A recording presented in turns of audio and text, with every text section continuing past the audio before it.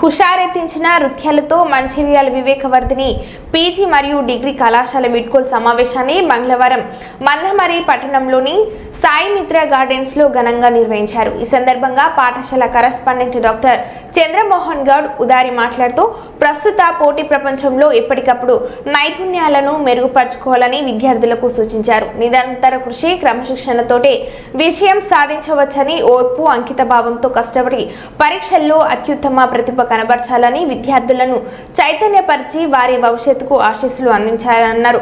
Coal belt పారిశ్రామిక ప్రాంతమైన మంచిర్యాల జిల్లాలో వివేకవర్ధిని పీజీ మరియు డిగ్రీ కళాశాలలో అత్యుత్తమైన విద్యతో పాటు విద్యార్థికి ఉద్యోగ సాధనకు అవసరమైన నైపుణ్యాన్ని అత్యుత్తమైన ఉపాధ్యాయులచే అందించడం జరుగుతుందని వారు తెలిపారు. ఈ సందర్భంగా విద్యార్థుల సాంస్కృతిక కార్యక్రమాలు ఆటపాటలతో ఈ సమావేశంలో హుషారెత్తించారు.